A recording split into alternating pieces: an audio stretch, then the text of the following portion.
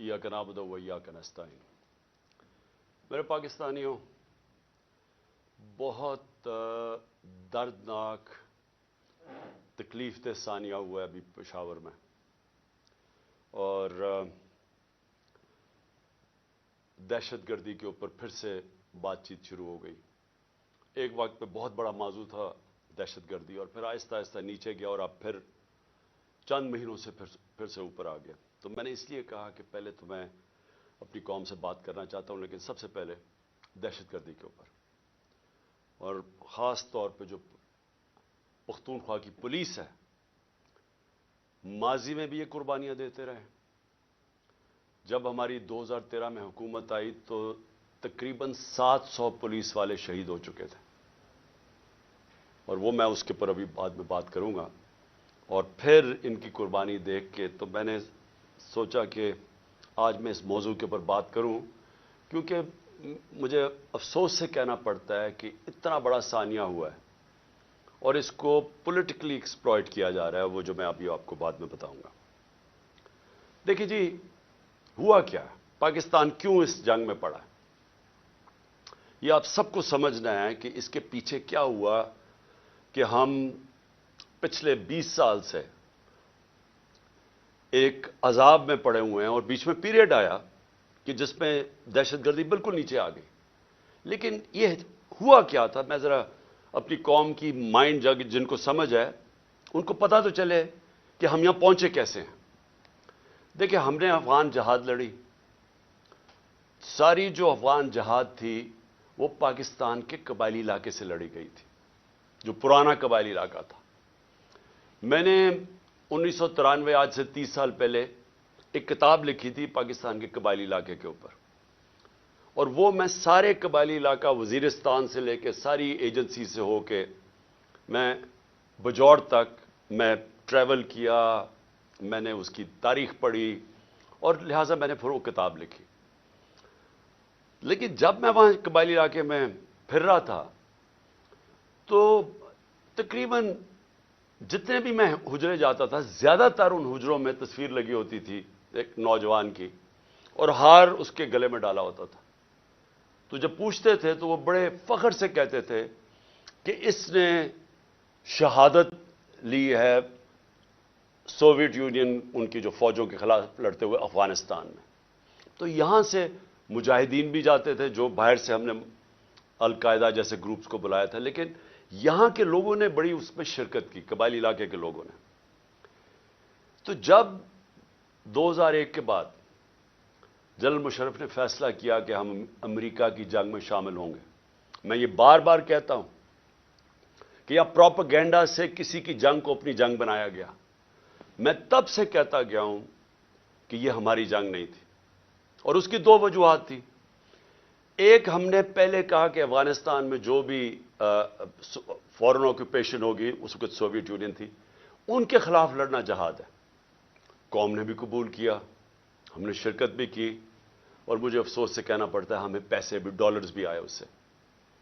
लेकिन जब 2001 में अमेरिका उसके बाद फैसला करता है अफगानिस्तान आने में, और अब हम अपने लोगों को कह रहे हैं, अपनी कौम को भी कह रहे हैं, और वो लोग जिन्होंने शिरकत की थी उस अफगान जहाद में, वो ग्रुप्स, और फिर वो कबायली इलाका के अंदर जो लोगों ने जिस तरह मैंने आपको बताया शहादतें हुई उस अफगान जहाद में, अब हम उनको कह रहे हैं कि नहीं जी, अब ये दहशतगर्दी होगी अगर अमरीकियों के खिलाफ आप फॉरेन ऑक्यूपेशन के खिलाफ आप लड़ेंगे।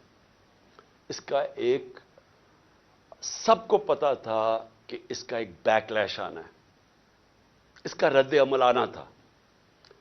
और जब जब मेरी आप स्टेटमेंट्स, मैं 2003 में नेशनल असेंबली में भी बोला, जब पाकिस्तान ने फैसला किया, जनरल मुशर्रफ ने अपनी पहली दफा 1948 के बाद, जब कायदे आजम ने हुक्म किया था कि पाकिस्तान की फौज कबायली इलाके से वापस ले आओ, ये पहली दफा जब मुशर्रफ ने फौज भेजी वहां 2003 में, तो मैंने असेंबली में तकरीर की और कहा कि अगर आप तारीख पढ़ लें कबायली इलाके की, अब कभी यह हिमाकत ना करते, क्योंकि हमारी वो फोर्स थी वहां, हमें कोई फौज भी नहीं रखने की जरूरत थी। वहां पुरअमन इलाका था, पाकिस्तान से बहुत ज्यादा कबायली इलाका पुरअमन था। जब फौज भेजी, वहां से हमारे मसले शुरू हुए। وہ لوگ ان میں سے جن لوگوں نے شرکت کی تھی جو سمجھتے تھے کہ یہ امریکہ نے بڑا غلط کیا ہے افغانستان میں آ کے، وہ لوگ ادھر بہت بڑی ایک غصہ آیا. ان کو تو نہیں آپ کنونس کر سکتے کہ اب یہ جہاد نہیں دہشت گردی ہے. 2002 کا الیکشن ہوتا ہے، اور اگر کسی کو شک تھا کہ یہ سارا جو پشتون علاقہ ہے یہ بڑا ناراض تھا کہ امریکہ جب افغانستان گیا، تو سارے 2002 کے اندر پشتون علاقے نے ایم ایم اے کو ووٹ دی، کیونکہ ایم ایم اے واحد پارٹی تھی جو کہہ رہی تھی کہ بہت برا ہوا. دوسرا خیر میں تھا، میری تو پارٹی چھوٹی سی تھی. ہم کہتے رہے اور یہ ایم ایم اے بھی کہتے رہے کہ یہ بڑا غلط کیا امریکہ نے، کیونکہ افغانستان کے لوگوں کو کلیکٹو پنشمنٹ دینے کی کیا ضرورت تھی. القاعدہ ایک گروپ تھا، لیکن ایک پورے قوم کو سزا دینا تو ایک بڑا ایک اس کے خلاف پاکستان کے اندر بھی بڑا عوام نے یہ پسند نہیں کیا، اور کافی غصہ تھا لوگوں میں، خاص طور پہ پشتون بیلٹ میں، کیونکہ وہ انہوں نے کنیکشن جو پشتون اس طرف ہے اور اس کا دوسری طرف قبائلی علاقے کا تو بارڈر ہی کوئی نہیں ہوتا تھا. ڈیورن لینڈ تو تھی کچھ نہیں، تو وہاں سے تو آمد و رفت رہتی تھی دونوں طرف. تو اس کا ایک ری ایکشن آیا، اور ری ایکشن عوام نے پشتونوں نے بتا دیا 2002 میں کہ وہ اس جنگ کے خلاف ہے. انہوں نے ایم ایم اے کو ووٹ دی، کیونکہ دونوں پارٹیز تو ڈرتی ہیں، بات ہی نہیں کرتی تھی امریکہ کے خلاف. یہ تو امریکہ کو اپنا وہ آقا مانتی ہیں، تو یہ تو بولی نہیں. تو جو بول رہی تھی پارٹی ایم ایم اے، ان کو قوم نے ووٹ دی، سارے پشتونوں نے. تو پتہ چل گیا کہ قوم کدھر کھڑی ہے.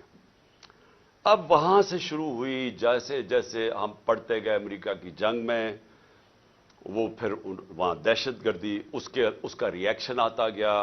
انہوں نے پاکستان کے خلاف جو پھر پہلی دفعہ 2004-05 میں ہم نے ٹی ٹی پی کا نام سنا. یہاں تو کوئی ملیٹنٹ طالبان نہیں تھے. جو جنگ لڑی تھی جو اس طرف مجاہدین اور طالبان نے، انہوں نے لڑی تھی سوویٹس کے اگینسٹ، تو یہاں تو کوئی ملیٹنسی نہیں تھی. تو آہستہ آہستہ پاکستان میں یہ دہشت گردی اور ملیٹنسی بڑھتی گئی. اور مجھے افسوس سے کہنا پڑتا ہے کہ میری طرح کے لوگ جب کہتے تھے کہ یہ بڑا غلط ہو رہا ہے، پاکستان کو نقصان ہو رہا ہے، مجھے طالبان خان کہا گیا. میں جب وہ امریکنوں کی جو افغانستان میں وہ کر رہے تھے، اس کو بار بار میں کہتا گیا کہ کوئی ملٹری سلوشن نہیں ہے، کیونکہ افغانستان کی اگر آپ تاریخ آپ پڑھ لیں تو آپ کو پتہ چلے گا کہ وہ کسی باہر والے کو ایکسیپٹ کرتے ہی نہیں ہیں. تو ادھر بھی کہتے گئے، تو وہاں اینٹی امریکن کا اور ہر قسم کی باتیں کی گئی. لیکن جو لوگ اس علاقے کو جانتے تھے، سب کو پتا تھا کہ یہاں جتنا آپ ادھر پڑھیں گے ادھر مشکلات ملک کے لیے بڑھتی جائیں گی. اب میں آتا ہوں کہ یہ پھر فاسٹ فارورڈ کر لیں. اچھا، اس سے پہلے میں کہوں گا ڈرون اٹیکس ہونے شروع ہو گئے، اور یہ 2006 سے ڈرون اٹیک 4 سے 5 سے آہستہ آہستہ بڑھتے گئے. ڈرون اٹیکس کیا ہوتا تھا کہ وہاں جا کے اٹیک کرتے تھے قبائلی علاقے میں، وہاں زیادہ تر بے قصور لوگ مارے جاتے تھے. وہ کیا بدلہ کس سے لیتے تھے؟ وہ آ کے پاکستان کی سیکورٹی فورسز پولیس کے خلاف بدلہ لیتے تھے. تو اس لیے میں نے ایک بہت واحد پولیٹیکل پارٹی جس نے ڈرونز کے خلاف دھرنا کیا، ہم نے پوری کیمپین کی، وزیرستان مارچ کی دھرنوں کے خلاف، یہ ڈرون اٹیکس کے خلاف. باقی یہ پارٹیز چپ کر کے بیٹھی ہوئی تھی اور ڈرتے تھے. آپ کو پتہ ہے ان کے تو پیسے باہر پڑے ہوئے ہیں، تو وہ تو ڈرتے ہیں بولتے ہوئے. جب آپ کی دولت وہاں باہر پڑی ہو تو خوف آتا ہے ان سے. اس کے بعد کیا ہوا؟ ہماری گورنمنٹ آ گئی، پختونخوا میں گورنمنٹ آئی 2013 میں. ہماری پولیس بری طرح ان کی کیجولٹیز ہوئی تھی، وہ ڈیمورلائز تھی. ہم نے پولیس کے اوپر پوری ریفارمز کی گئیں. آئی جی درانی صاحب کو ہم نے یہاں سے لے کے گئے مرحوم، وہ آئے وہاں، ہم نے پولیس کو ریفارم کیا، پولیس کمانڈوز کی ٹریننگ کروائی، پہلی دفعہ پولیس کمانڈوز کو ڈیولپ کیا. اور ادھر سے پھر فائٹ بیک ہوئی، اور پختونخوا کی جو پولیس تھی وہ پھر کھڑی ہوئی اپنے پیر پہ. اور اتنی قربانیوں کے باوجود انہوں نے ان کے اینڈ میں دیکھیں کہ ساری قوم کھڑی ہوگی پختونخوا کی پولیس کے ساتھ، کیونکہ انہوں نے پھر قربانیاں دی اور روکا دہشت گردوں کو. لیکن اصل میں دہشت گردی لڑی جاتی ہے انٹیلیجنس ایجنسی سے، اور قوم کی سیکورٹی فورسز لڑتی ہے. اور قوم کی سیکورٹی فورسز نے اینڈ میں قربانیاں دی. پتہ نہیں 6000 ہمارے فوجی شہید ہو گئے، اور ٹوٹل پاکستان کی 80,000 پاکستانی اس جنگ میں ہلاک ہوئے. اب آ جائیں 2018 میں ہماری گورنمنٹ آ جاتی ہے. ہم فیسیلیٹیٹ کرتے ہیں افغان طالبان کے ساتھ بات چیت اور امریکن اور افغان طالبان کے بیچ میں بات چیت. ہم کوشش کرتے ہیں کیونکہ ہمارا انٹرسٹ تھا وہاں امن ہوگا تو پاکستان میں اس کا فائدہ ہوگا. کیونکہ اس وقت جو پچھلی افغان گورنمنٹ تھی وہ پرو پاکستان نہیں تھی, وہ پرو انڈیا تھی. اور وہ حکومت ہمیں کوئی ہیلپ نہیں ملتی تھی جب یہاں پاکستان سے تین گروپس آپریٹ کر رہے تھے, افغانستان اٹیک کرتے تھے تو وہ نہیں روکتے تھے. تو ہم نے پوری کوشش کی پہلے بات چیت کروائیں تاکہ امن ہو افغانستان میں. پھر ہم نے کوشش کی افغان گورنمنٹ کو اور طالبان کو اکٹھا بٹھانے کی, وہ ہم فیل ہو گئے, انہوں نے نہیں مانا. لیکن ہم نے کوشش کی, ہم نے دونوں اس گورنمنٹ سے بھی بات کر رہے تھے. میں گیا بھی کابل جب پریزیڈنٹ غنی تھے, تو صرف کوشش کی کہ ہم کسی طرح یہاں امن پیدا کریں. تو جب پچھلی 2021 کی گرمیاں, اب میں صرف آپ کو اس لیے تفصیل بتا رہا ہوں تاکہ آپ کو پتا ہو آج جو ہو رہا ہے اس کے پیچھے بیک گراؤنڈ کیا تھی. 2021 میں گرمیوں میں مجھے خوف آنا شروع ہو گیا جب امریکیوں نے ڈیٹ اناؤنس کی وڈرال کی افغانستان میں. مجھے خوف آنا شروع ہو گیا کہ یہاں خانہ جنگی ہوگی افغانستان میں. اور ہماری ISI نے ہمیں پوری بریفنگ دی کہ 3 لاکھ فوج ہے افغانستان کی, اور جیسے ہی وڈرال اگر یہ جب امریکہ جائیں گے تو یہ 3 لاکھ فوج اور 60-70 ہزار صرف طالبان ہیں, تو یہاں تو خانہ جنگی شروع ہو جائے گی. تو ایک خوف تھا کہ جب وہاں خانہ جنگی شروع ہوگی تو اس کا فال آؤٹ پاکستان میں بھی آئے گا. ایک یہ خوف تھا کہ امریکہ ہمیں ہمارے پہ سینکشنز لگا دیں, کیونکہ وہ پہلے ہی کہہ رہے تھے کہ پاکستان کی وجہ سے ہم نہیں جیتے افغانستان میں. وہ پاکستانی انٹیلیجنس ایجنسیز کو بلیم کرتے تھے کہ وہ طالبان کے خلاف اس لیے کامیاب نہیں ہو کیونکہ پاکستان ان کی مدد کر رہا تھا. تو ڈر یہ تھا کہ ایک دفعہ سول وار شروع ہو گئی تو انہوں نے سارا ملبہ ہمارے پہ ڈال دینا. تو تب سے میں پچھلی یعنی 21 کی گرمیوں سے آپ میری سٹیٹمنٹس دیکھ لیں, میں کہتا گیا تھا کہ وہ جو 2021 اور 22 کی سردیاں ہیں وہ پاکستان کے لیے سب سے مشکل وقت ہے. اور اس کی ایک وجہ یہ تھی کہ مجھے خوف تھا افغانستان میں کیا ہوگا. میرا جنرل باجوہ سے کوئی اختلافات نہیں تھے, ہم ایک پیج پہ تھے. اس ملک نے بڑا فائدہ ہوا جبکہ پاکستان کی اسٹیبلشمنٹ اور الیکٹڈ گورنمنٹ ایک پیج پہ تھی. اچھے کام ہوا. کرونا کے اندر دنیا نے ہمارا تسلیم کیا جس طرح ہم نے ڈیل کیا, لیکن سب ایک قوم نے مل کے اس سے لڑا. اس کے بعد ٹڈی بھی تھی, اس کا ایک آیا وہ بھی, اس پہ بھی بڑا ہمیں خوف تھا. تو ہر چیز میں اس وقت ہم اکٹھے چل رہے تھے.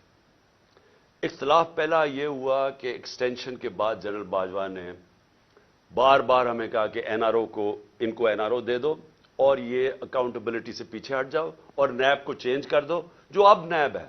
یعنی نیب کو لاز کو امینڈ کرنا یہ تب سے شروع ہو گیا تھا کہ جیسے آپ امینڈ کریں گے تو یا پولیٹیکل سٹیبلٹی آ جائے گی.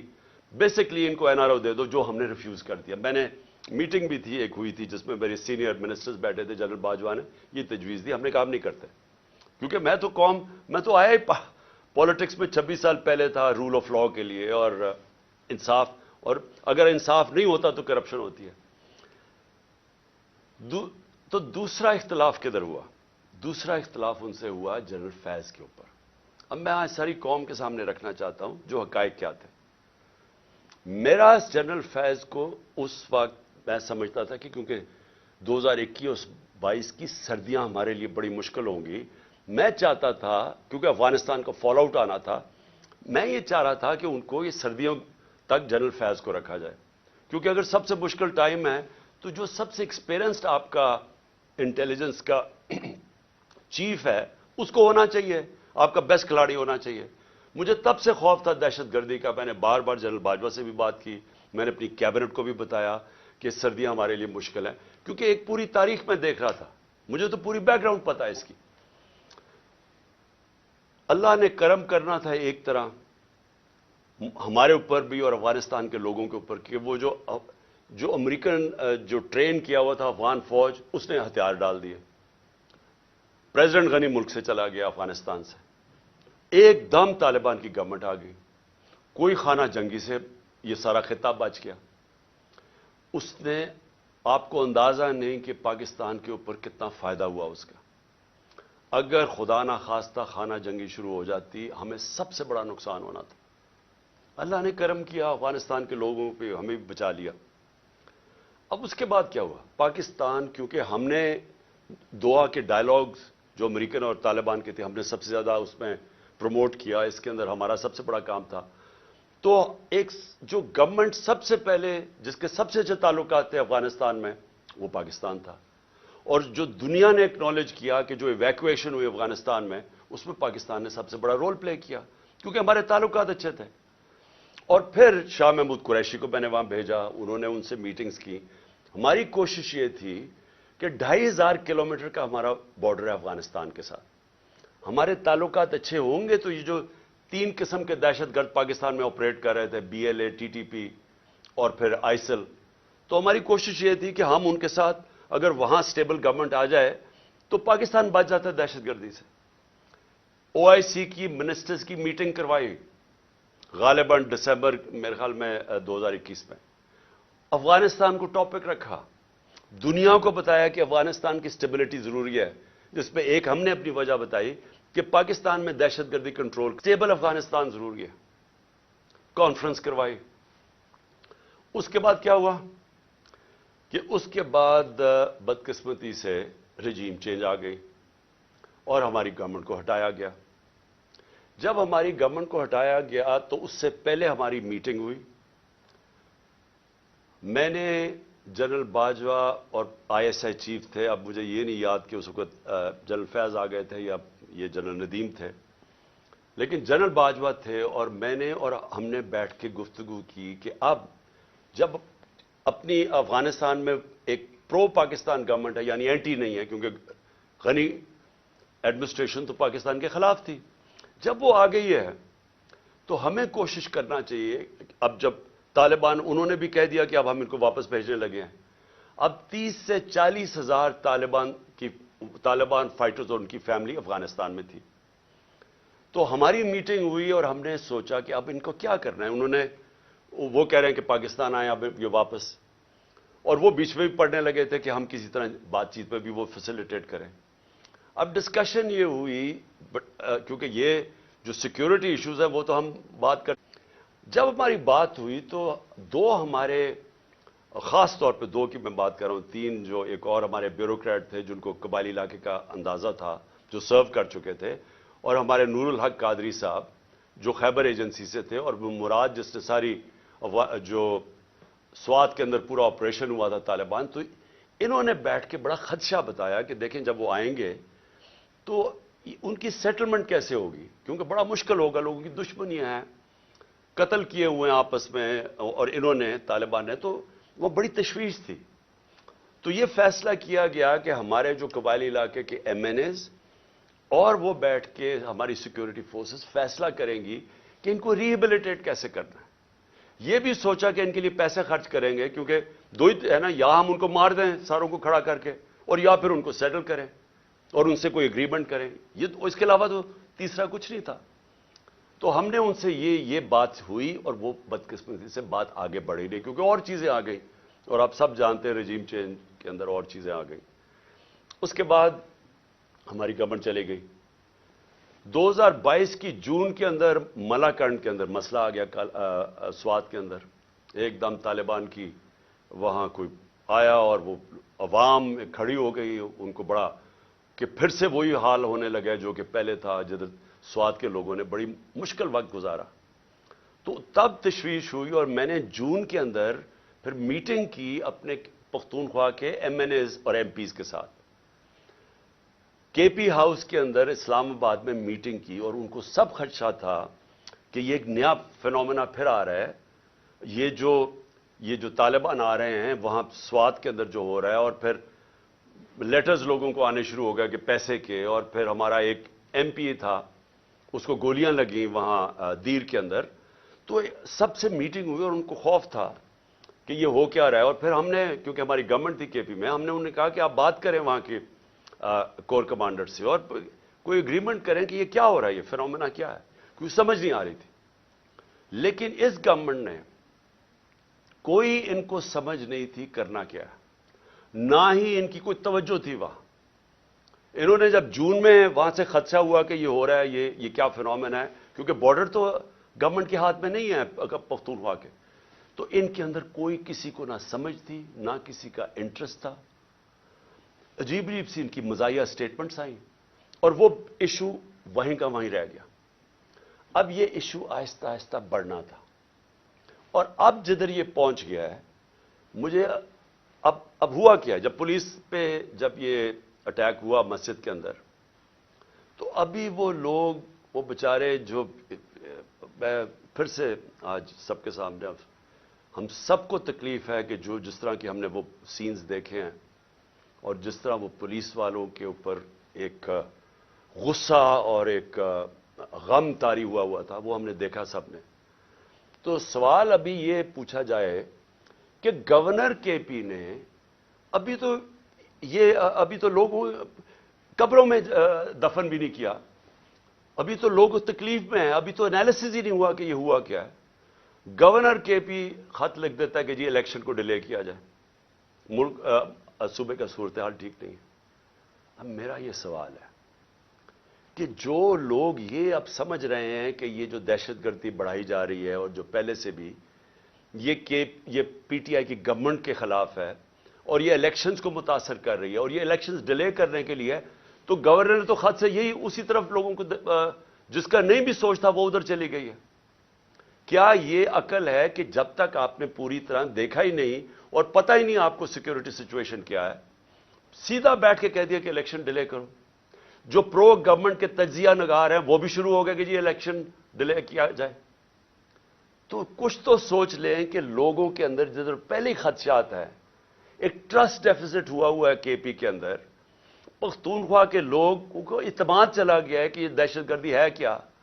ہم سب جانتے ہیں کہ پی ٹی ایم کے کیا نعرے ہیں, اور جب پہلے سے خدشے ہیں تو یہ گورنر سٹیٹمنٹ دے رہا ہے کہ جناب الیکشن ڈیلے کر دیں. میرا سب سے بڑا سوال اب یہ کہ آج میں اس گورنمنٹ اور ان کے لوگوں سے پوچھنا چاہتا ہوں کہ جو ہمیں ذمہ دار ٹھہرا رہے ہیں, میں یہ پوچھنا چاہتا ہوں کہ میں اس کا تو جواب دے سکتا ہوں جب ہم اقتدار میں تھے.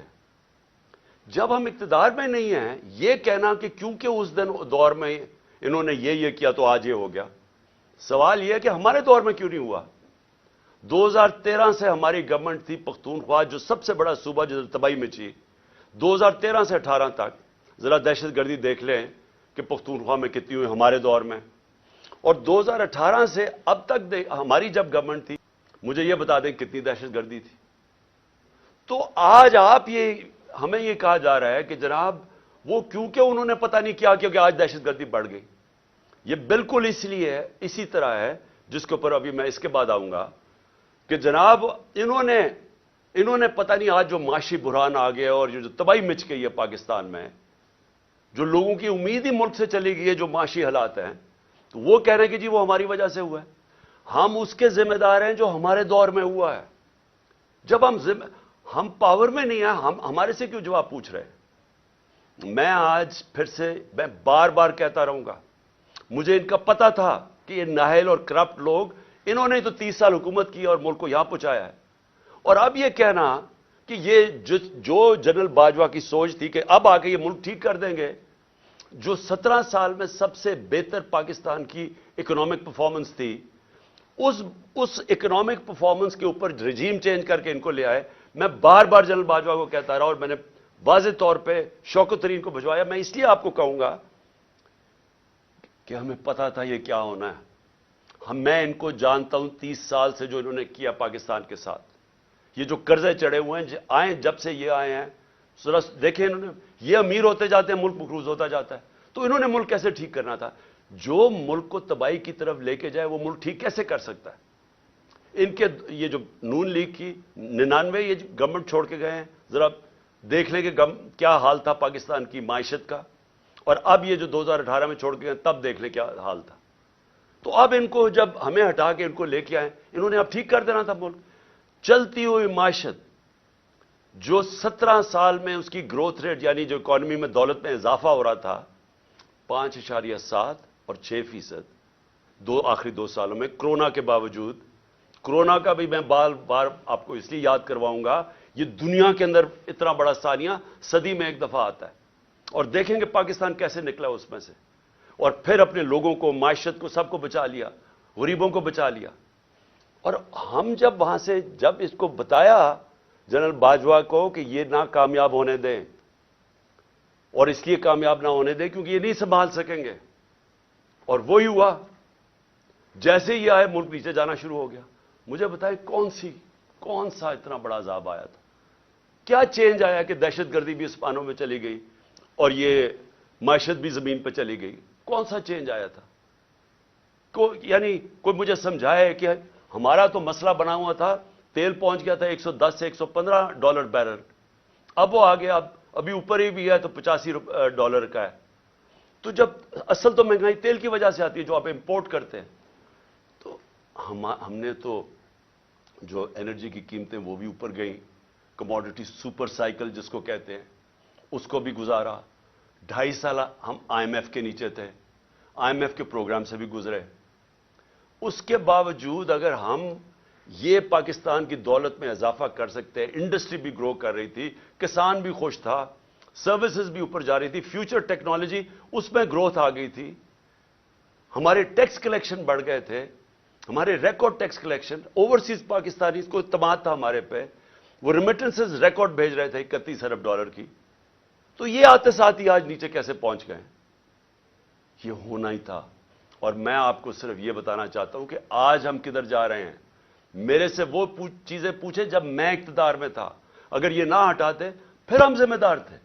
اگر یہ نہ سازش کر کے، یہ جو شہباز شریف اب بولتا پھرتا ہے، کیوں آپ نے سازش کی تھی کہ اگر آپ کو اتنا خوف تھا، ہماری تیاری نہیں تھی، ملک کے حالات بہت برے تھے، ہمیں رہنے دیتے، 1 سال، 1.25 سال، 1.5 سال رہ گیا تھا، ہم ذمہ دار تھے۔ پھر ہم اس کے ذمہ دار کیسے ہو جو آپ آ کے ملک کا بیڑا غرق کر کے رکھ دیا ہے، ہر طرح ملک نیچے لے گئے ہیں۔ مجھے یہ ذرا یہ سمجھائیں کہ 90 روپیہ گرا ڈالر کے مقابلے میں، 90 روپے، کیا اس کے ہم ذمہ دار ہیں؟ یعنی کیا آپ مجھے صرف یہ سمجھا دیں کہ یہ جسٹیفائی کیسے کرتے ہیں کہ 90 روپے ڈالر کے مقابلے میں کم ہو گیا؟ 90 روپے پاکستان کی دولت، لوگوں کے پیسے کے اندر کمی آ گئی ہے۔ یعنی جب آپ ڈالر اوپر جاتا ہے تو آپ کے روپے کی جب قیمت نیچے جاتی ہے تو آپ کی خریدار کی قیمت نیچے چلی جاتی ہے، اس سے جو چیز آپ باہر سے امپورٹ کرتے ہیں وہ سب مہنگی ہو جاتی ہیں۔ اور اس کا جب اثر آئے گا، جب 90 روپے آپ گراتے ہیں، آپ گرتا ہے کہ آپ کی نااہلی کی وجہ سے، اس کا اب اثر کدھر آ رہا ہے؟ ہر شعبے پہ اس کا اثر آ رہا ہے۔ سب سے پہلے مہنگائی، آج لوگوں کا سب سے بڑا مسئلہ مہنگائی بن چکا ہے۔ لوگ، تنخواہ دار لوگ آج سوچتے ہیں کہ ان کی تنخواہ میں کیسے گزارا ہوگا، اور ابھی پوری مہنگائی آئی نہیں ہے، ابھی تو اثر یہ جو آخری 35 روپے گرے ہیں، ابھی اس کا اثر نہیں آیا۔ ابھی تو جو پٹرول اور تیل کی قیمتیں بڑھی ہیں، جو انہوں نے پٹرول اور ڈیزل بڑھایا ہے 35 روپے لیٹر، ابھی یہ اور بڑھنا ہے، کیونکہ جو روپیہ گرا ہے اس کا ابھی آپ کو اثر آئے گا، کیونکہ جو باہر سے چیزیں مہنگی ہوں گی۔ اور یہ کیسے مجھے بتا سکتے ہیں کہ 16 ارب ڈالر کے ریزروز چھوڑ کے گئے تھے، آج 3 ارب ڈالر کے تقریباً رہ گئے؟ تو کیا اس کی 9 مہینے میں یہ ہوا ہے؟ تو پھر سے میں کہتا ہوں، کون سی قیامت آئی تھی کہ ملک کو یہاں پہنچا دیا؟ اور میں عوام کو بتانا چاہتا ہوں کہ ابھی جو مہنگائی ہے ہمارے دور میں، جو کہ عوام کو، لوگوں کو افیکٹ کرتی ہے، اسے کہتے ہیں سینسٹیو پرائس انڈیکس۔ کھانے پینے کی چیزیں جو گھروں میں، آپ کی کچن میں، آپ کو جو عام لوگ، جو سفید پوش، جو تنخواہ دار، جس کو لوور مڈل کلاس کہتے ہیں، جو مزدور ہیں، ان کو سب سے زیادہ افیکٹ کرتی ہے، جس کو کہتے ہیں SPI، سینسٹیو پرائس انڈیکس۔ ہمارے دور میں 16% تھی، آج وہ پہنچ گئی ہے تقریباً 40%، اور یہ رکنے نہیں لگی، کیونکہ ابھی اس کا پورا اثر آیا نہیں ہے جو روپیہ ہمارا اتنی تیزی سے گرا ہے۔ اس کا مطلب چیزیں جب اور مہنگی ہوتی جائیں گی، یہ لوگوں کے لیے اور مہنگائی بڑھتی جائے گی۔ اس کے بعد یہ صرف یہ تیل اور ڈیزل نہیں بڑھا، اور اس کا بھی اثر آئے گا. گیس بڑھنے والی ہے، بجلی بڑھنے والی ہے. بجلی یہ دگنی کر چکے ہیں، ہمارے جانے کے بعد دگنی اس سے زیادہ بڑھنے والی ہے. اور جو ہمارے قرضے ہیں، 9 مہینے میں ہمارے قرضے کتنے بڑھے ہیں؟ 10,000 ارب روپیہ. 10 ٹریلین روپے ہمارے قرضے بڑھ چکے ہیں جب سے یہ آئے. اور انہوں نے کیا کیا؟ ایک کارنامہ کیا، اپنے سارے کرپشن کے کیسز ختم کر دیے. عوام کا انہوں نے جو حال کیا وہ آپ سب کے سامنے ہے. عوام کو دھکیل دیا ادھر جدھر 8 لاکھ ہمارے پروفیشنلز ملک چھوڑ کے چلے گئے ہیں، امید کھو بیٹھے ہیں. عوام ادھر پسی ہوئی ہے، اور انہوں نے 1100 ارب روپے کے اپنے کرپشن کیس ختم کیے. ان کو نہ فکر تھی دہشت گردی کی، نہ انہوں نے اس کے اوپر ٹائم لگایا. معیشت کی ان کو سمجھ نہیں تھی، اور یہ جو ان کی نااہلی تھی وہ سامنے آ گئی ہے. اور اپنا صرف جدر کامیابی سے جس کام کے لیے آئے تھے، اپنے سارے کرپشن کے کیس ختم کر دیے، جس کو ہم NRO2 کہتے ہیں. جو ملک سے ایک غداری کی تھی جنرل مشرف نے، جب ان کی چوروں کی بڑی چوری معاف کی تھی 2008 میں، اور ایک یہ دوسری جنرل باجوہ نے یہ جو ان کو NRO2 دیا ہے، یہ سب سے بڑی غداری ہے کہ آج دروازے کھول دیے ہیں بڑی چوری کے، وائٹ کالر کرائم کے دروازے کھول دیے ہیں. کیونکہ نیب تو انہوں نے ختم کر دی ہے، FIA ختم کر دی ہے. ان کا صرف کام ہے سیاسی انتقام لینا. اور میں جو تیسری آج چیز بات کرنا چاہتا ہوں، 3 چیزوں پہ میں نے آج بات کرنی تھی. پہلے دہشت گردی پہ کہ وہ ہمیں ذمہ دار ٹھہرا رہے ہیں، اور دوسرا یہ معیشت پہ وہ نیچے گئے، وہ ہمیں ذمہ دار ٹھہرا رہے ہیں. نہیں اتنی سازش کرنی تھی، اگر نئی کیپبلٹی تھی تو نہ کرتے. تو آج آ کے آپ اپنی چوری معاف کروا لیں، لیکن جو سارا ملک نے تباہی کیا وہ ہمارے پہ ڈال دیں. جو تیسری چیز ہے وہ اسی وجہ سے وہ ہے الیکشنز. اب میں یہ بتاؤں کہ ہماری پنجاب اور پختونخوا میں حکومتیں تھیں، 66% پاکستان ہمارے نیچے تھا. ہم نے پہلی دفعہ اس ملک کی تاریخ میں اپنی 2 گورنمنٹس کو ڈیزالو کیا، اپنی گورنمنٹس چھوڑی. ہم نے کیوں چھوڑی؟ اب ہمیں کوئی ضرورت نہیں تھی، کسی نے بندوق نہیں رکھی تھی ہماری گورنمنٹ کرانے کے لیے. ہم نے اس لیے چھوڑی کیونکہ ہم سب کو خوف آ رہا ہے پاکستان کا. یہ جو تباہی کی طرف یہ لے کے جا رہے ہیں، اور مجھے خوف ہے کہ آگے اور ہم نے کتنا نیچے جانا ہے. IMF مل بھی گئی تو وہ بھی کینسر کا علاج ڈسپلن سے ہوگا. خوف یہ تھا کہ اگر یہ زیادہ، اور ان کا کوئی الیکشن کروانے کا سوچ نہیں. یہ بھی واضح ہو جانا چاہیے کہ اتنی جلدی انہوں نے پشاور کے ثانیہ کو استعمال کیا ہے کہ کس طرح الیکشن ڈیلے ہو جائے. ان کا الیکشن اس سال کروانے کا بھی نہیں تھا پلان، یہ آگے لے کے جانا چاہتے ہیں. اور ان کی پوری کوشش یہ ہے کہ کسی نہ کسی طرح یہ تب الیکشن کروائیں جب یہ سمجھیں کہ تحریک انصاف ختم ہو چکی ہے. یہ ان کا پلان ہے. اور ہم نے اس لیے یہ الیکشن کا فیصلہ کیا، اور ہم نے یہ سوچا کہ کس طرح ہم الیکشن کروا سکتے ہیں. ہم نے کہا اپنی گورنمنٹ سے نکل جاتے ہیں، اور ہم نے آئین کو سامنے رکھتے ہوئے یہ فیصلہ کیا.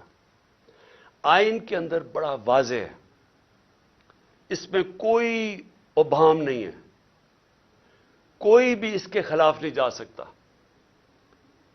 آرٹیکل 105 آئین کا واضح طور پہ کہتا ہے کہ جب اسمبلیز ڈیزالو ہوں گی تو 90 دن اور اس سے کم میں الیکشن ہوگا.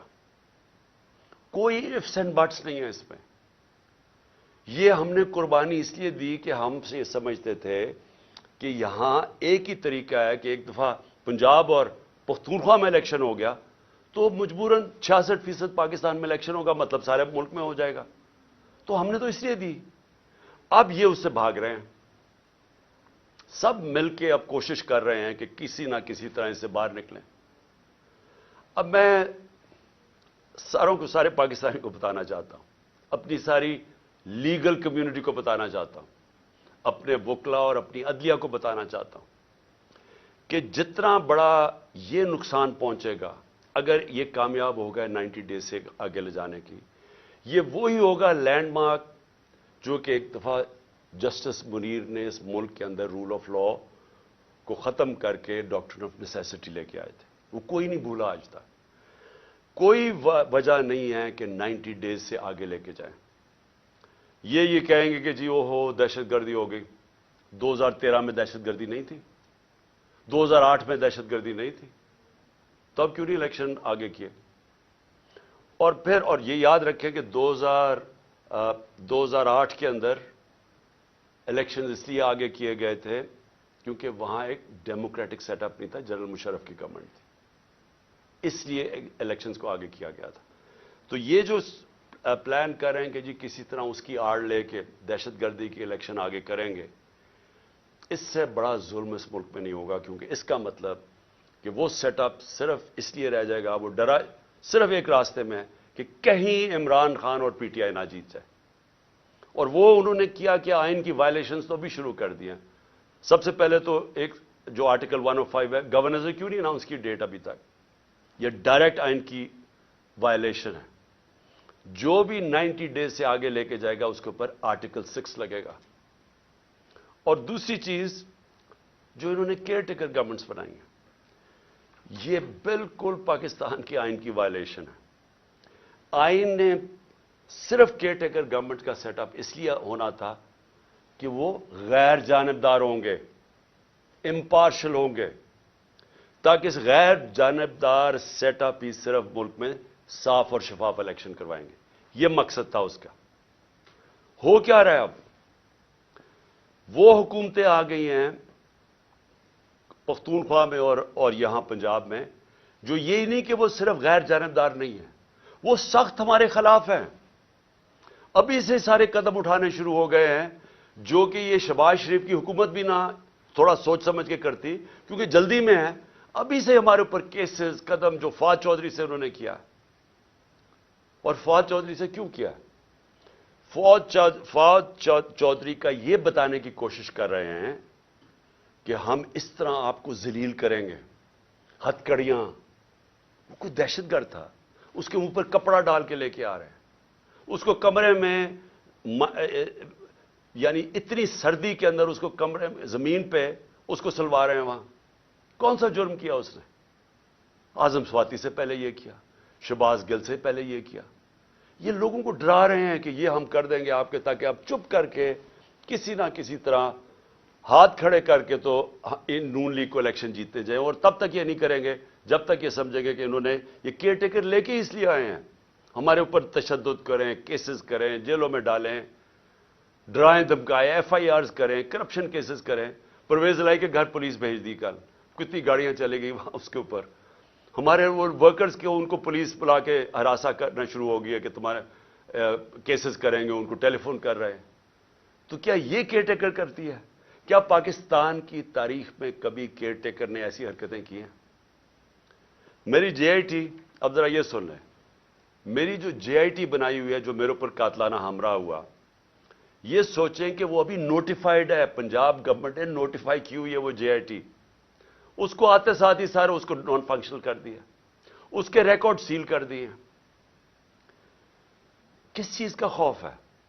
पहले वो 2 DPO गुजरात और ये जो CTD का SSP था, वो कॉर्पोरेट, वो हमारे नीचे ऑफिसर्स काम कर रहे हैं, वो पंजाब गवर्नमेंट की बनाई हुई JIT से वो कहते जी हम जवाब देनी है। उनको कहा फोन पकड़ाएं जिन्होंने आपने वीडियोस बनाई हुई हैं, नहीं जी हम नहीं देते। उन्हें कहा JIT के सामने, हम नहीं आते। कौन इनके पीछे है?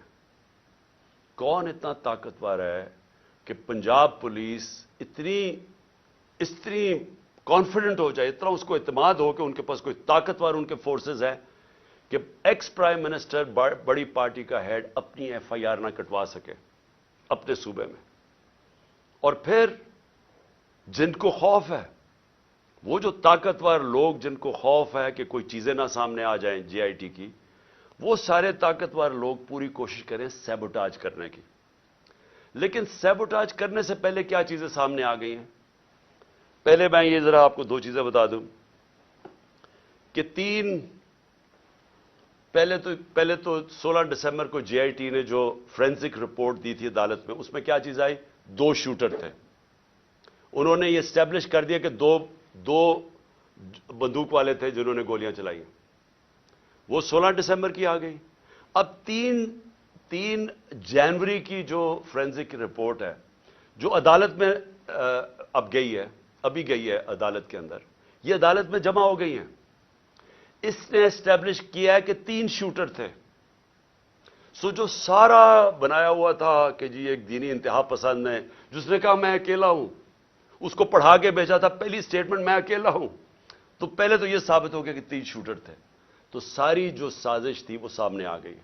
और 3 शूटर इस तरह थे कि उसकी गोलियां जो हम कह रहे थे, जो मैं भी कह रहा था कि ऊपर से मेरे गोली, छत से गोलियां, उनके गोलियों के खोल मिल गए जो इन्होंने आइडेंटिफाई किया जीआईटी ने, जो कि अब अदालत में जमा करवा दी। तो सवाल मेरा ये फिर से बनता है कि क्या एक केयरटेकर गवर्नमेंट, जिसका काम ही ये नहीं है, जिसका काम ये था कि वो सिर्फ और सिर्फ इलेक्शन करवाए, वो इंटरफेयर कर रही है जीआईटी में? कौन है इनके पीछे? कौन है ये इनको जो एडवाइस कर रहा है कि सारे जो ऑफिसर्स यहां लगवाए जाएं वो सारे एंटी-पीटीआई हों? उन ऑफिसर्स को लगाया जा रहा है जिन्होंने 25 मई में हमारे ऊपर जुल्म किया था। हमने 22, सिर्फ सारी पंजाब की फोर्स से हमने 22 लोगों के नाम दिए थे कि इनको आपको नहीं लगाना चाहिए, ये सख्त हमारे तहरीक इंसाफ के खिलाफ है, इन्होंने हमारे अगेंस्ट एक्शन लिया था। उनमें से 13 को लगा चुके हैं, 22 में से 13 लग गए और बाकी लगने वाले हैं। कौन सी केयरटेकर गवर्नमेंट ने पाकिस्तान की तारीख में यह किया है? और मैं एक और भी बात करना चाहता हूं, क्योंकि ये मेरे ऊपर जो कातलाना हमला हुआ था,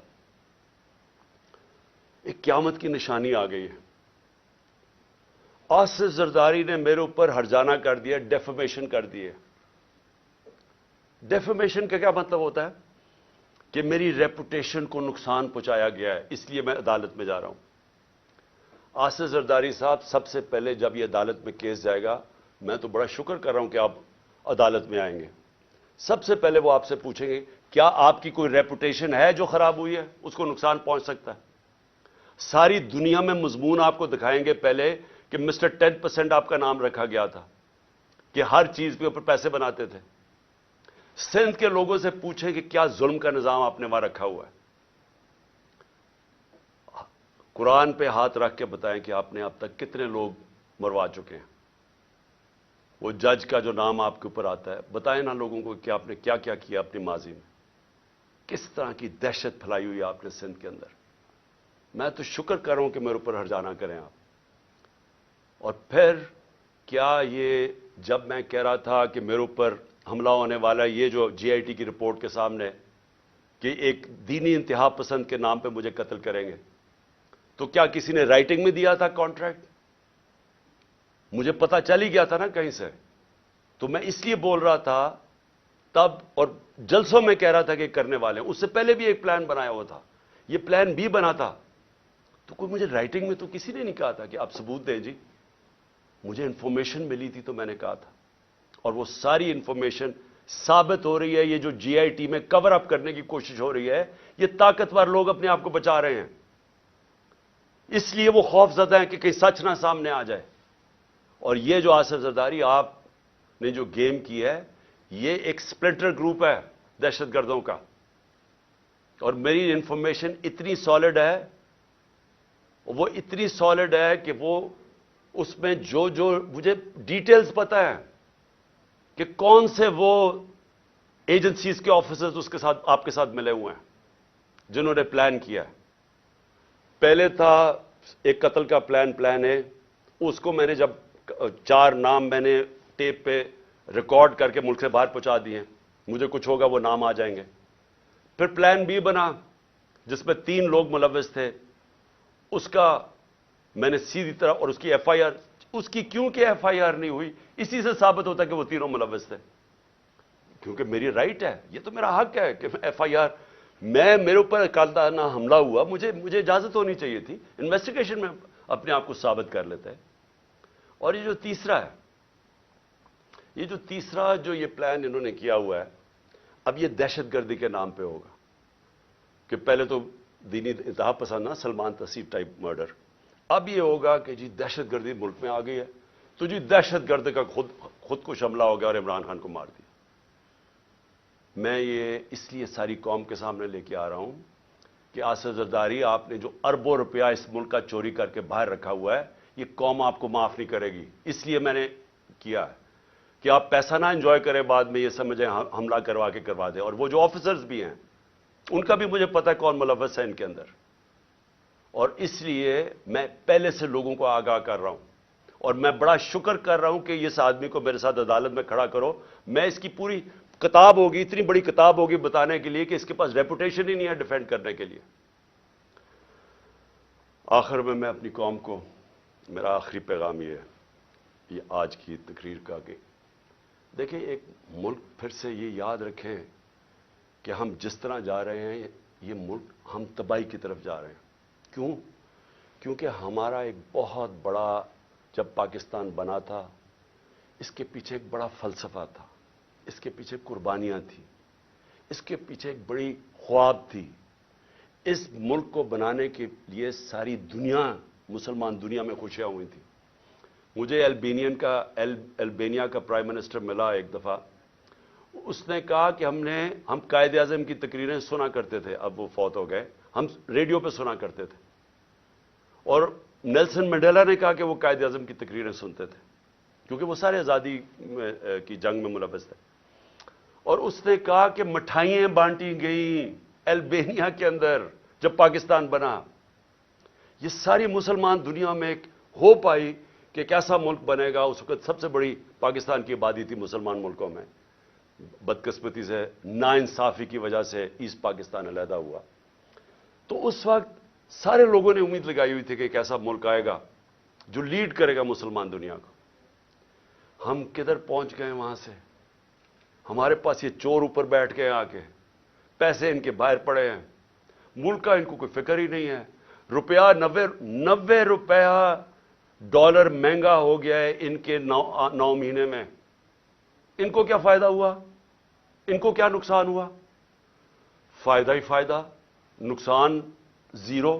کیونکہ ان کے ڈالرز میں پیسے پڑے ہوئے ہیں باہر, ان کے تو ڈالر اور ان کی ویلیو اوپر چلے گی. انہوں نے تو پیسہ باہر رکھا ہوا ہے, ان کو تو فائدہ ہو گیا. نقصان ہماری طرح کے پاکستانیوں کو ہو رہا ہے جن کا جینا مر رہا ہے یہاں. ان کے لیے تو عذاب ہو جاتا ہے, جی ای سی ایل پہ ڈال دیا, مجھے ڈالیں ای سی ایل پہ, مجھے کیوں نہیں فکر کہ اچھا جی ای سی ایل پہ ڈالیں گے تو مجھے بڑا کوئی مسئلہ ہو جائے گا. ان کو کیوں مسئلہ ہے؟ کیونکہ پیسے گننے ہوتے ہیں, پراپرٹیز باہر دیکھنی ہوتی ہیں, بڑے بڑے ہیرڈ جیسی جگہ پہ شاپنگ کرنی ہوتی ہے, بڑے بڑے باہر ریسٹورنٹس میں جب اتنا بڑا پیسہ آ جائے تو وہ خرچ بھی کرنا ہے نا, وہ پاکستان میں تو نہیں ہو سکتا. عذاب ای سی ایل پہ ڈال کے, مجھے ڈال دیں ای سی ایل پہ. جن کا جینا مرنا آج پاکستان میں ہے وہ سارے آج تشویش میں ہیں, غمزدہ ہیں, سب کو خوف آ رہا ہے آگے کدھر ملک جا رہا ہے. میں ہر پاکستانی کی بات کر رہا ہوں جو سمجھتا ہے کہ یہ ہماری ماں ہے, ہمارا ملک ہے. وہ سب آج ان سب کو خوف آ رہا ہے کہ جو ڈائریکشن میں پاکستان جا رہا ہے. اور میں پھر سے یہ کہتا ہوں کہ ہمیں وقت ہے ابھی بھی, اور ایک راستہ ہے بس. جو مرضی, میں آپ سے نہیں کہہ رہا, میں 8-9 مہینے سے ایک ہی بات کہہ رہا ہوں کہ یہ جو لوگ آئے ہیں اس سے نکلنے کا ایک ہی حل ہے, ایک فری اینڈ فیئر الیکشن کروائے جائیں جلدی سے جلدی. عوام کے مینڈیٹ سے گورنمنٹ آئے. جب عوام کی بیکنگ سے گورنمنٹ آئے گی وہ بڑے فیصلے کرے گی. یہ چوروں کی طرح نہیں, یہ چوروں کی طرح نہیں جو ڈرتے ہیں فیصلے کرتے ہوئے کیونکہ ان کو ان کا تو مقصد ہی گورنمنٹ میں اور آنے کا, یہ ملک تو ٹھیک نہیں کرنے آئے. ان لوگوں کو جن کو پبلک بیک کرے گی, پبلک مینڈیٹ سے آئیں گے, وہ بڑے فیصلے کریں گے. جب وہ بڑے فیصلے کریں گے اس فیصلوں سے یہ ملک نکلے گا اس بحران سے. یہ صرف انتظار کر رہے ہیں. میں ختم کرتا ہوں, کرکٹ سے ختم کرتا ہوں کیونکہ میری بڑا زندگی کا حصہ تھا کرکٹ. یہ میچ ایسا ہے, یہ میچ کھیلنا چاہتے ہیں ان کے اپنے امپائر, اپنے سلیکٹروں, اپنی پچوں, اپنا تھرڈ امپائر ہو. قانون یہ بیچ میں میچ کے بدلتے رہے, دیکھ رہے ہیں نا, دوسری ٹیم شاید جیت نہ جائے, قانون بھی بدلتے ہیں, قانون بھی گیم کے یہ بدل رہے ہیں. اور جو مخالف ٹیم ہے اس کے کیپٹن کو یہ جیل میں ڈالنا چاہتے ہیں، اس کی اچھے پلیئرز کو یہ ان کے اوپر مقدمے کر کے ان کو باہر رکھنا چاہتے ہیں ٹیم سے، باقی جو ٹیم ہے ان کو کوئی پولیس ڈنڈے شنڈے مار کے کسی کی ٹانگ توڑ دی، کسی کا ہاتھ توڑ دیا۔ اوپر سے جب یہ سمجھے گے نا کہ اب یہ ٹیم بالکل ہی اب نکارہ ہو گئی ہے، تو پھر وہ 12th مین جو باہر لندن میں بیٹھا ہوا ہے، وہ جب سمجھے گا نا، وہ اتنا ڈرپوک آدمی، وہ صرف تب واپس آئے گا جب وہ سمجھے گا اب ٹیم قابل ہو گئی ہے کہ جناب میں اب نیلسن منڈیلا کہ اب میں جیتوں۔